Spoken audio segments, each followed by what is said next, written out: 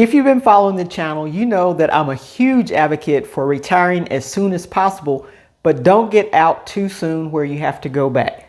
Let's talk about it.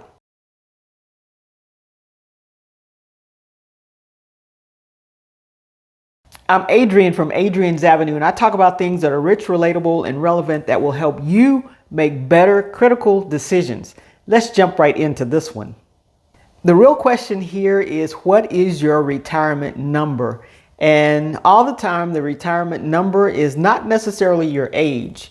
And so to retire before 62, yes, you can do that. Some people retire even before 55, but retiring after 55 and before 62, those are some years where you could probably manage it a lot better. Unless you started years ago planning your retirement, you can still get out before 55.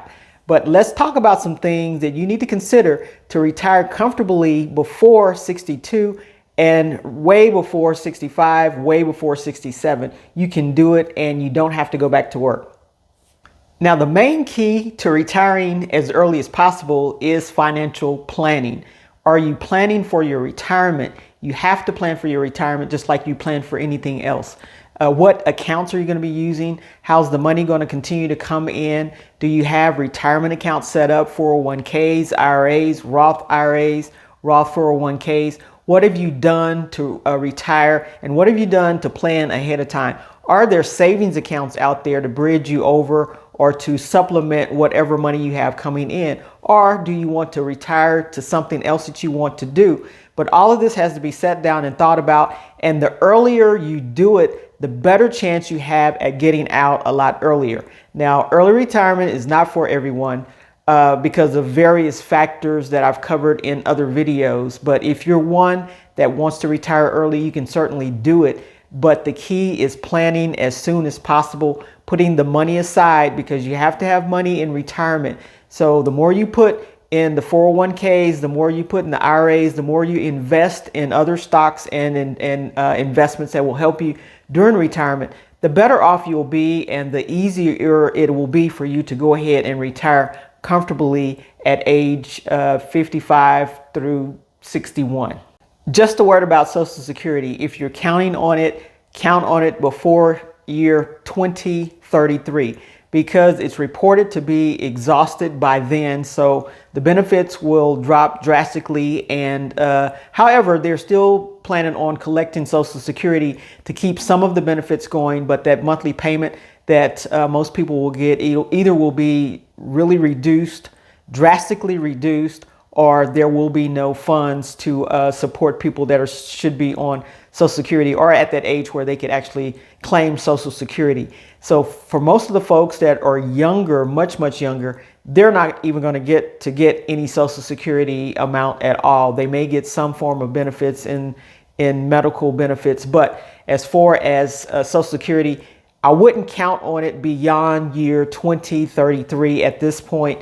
And who knows, that time frame may move up. Now, the earliest that you can start pulling from your Social Security is actually at 62. And at that age, it's actually a reduced amount. So you won't get your full Social Security until actually 67. So all these 60, 62, 65, 67, just be cautious about counting on Social Security seriously, because there are reports out there, you can Google it, that by year 2033 that it will be exhausted. And so those funds going out will be drastically reduced or not there whatsoever. Knowing this about Social Security, while to some of you it may be a shocker that this is going to happen, you know, you're thinking, all these years I've worked, all these years they've taken Social Security from my check, and now when I get to the point where I can actually use it, it's not going to be there. It's going to be exhausted. But this leads you to believe that you need to count on you and not necessarily the government for your retirement. And knowing that there are some things that you can do to benefit yourself and help yourself, such as expense management. When you retire, you need to figure out what type of lifestyle you want to live and how your expenses are going to flow. Will your house be paid for? Will you have a car payment?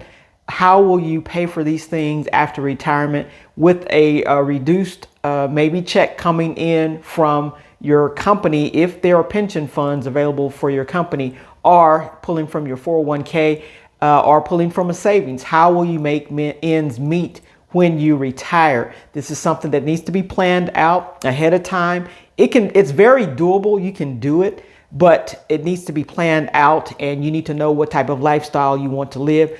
In the majority of cases, if your debts are paid off or drastically down where you don't have huge debts on you, your funds will be more manageable. Whatever income you have coming in will be more manageable. And when you sit down with your financial planner, this is something, your retirement planner, your HR person, this is something that you need to talk to them about and have all your ducks in a row, unless you want to go back to work, which most of us don't want to go back to work when we finally retire. But it's a doable thing, but you need to know what you want to spend your money on and how you want to live, what type of lifestyle you want to live. You may want to sell your house and move to a house that's maybe not as expensive as the one that you're currently in. If your house is paid for, that's great. You'll be paying taxes and insurance as far as that's concerned.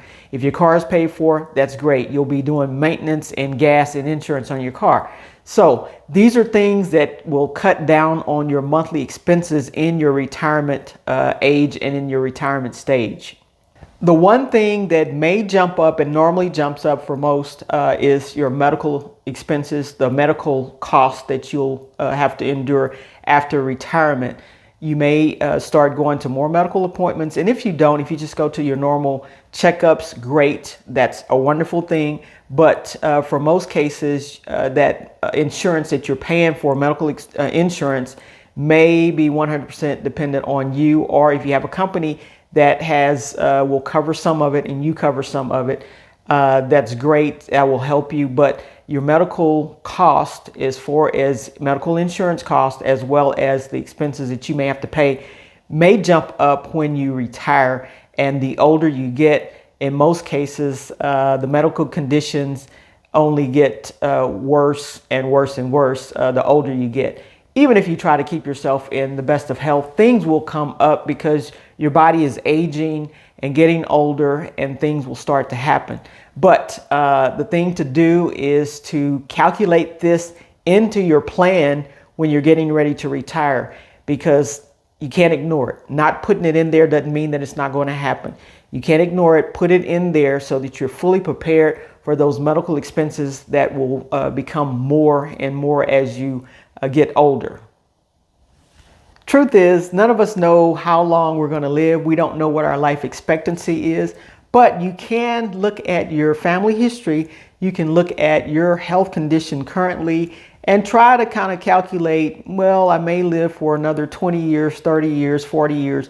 You don't know how long it's going to be, but if there's longevity in your family and you're in pretty good health outside of some type of accident, you may live for quite a while, and you don't want to run out of money during that time. So calculate that into your life, your longevity, into the number of years that you will need for this income to come in.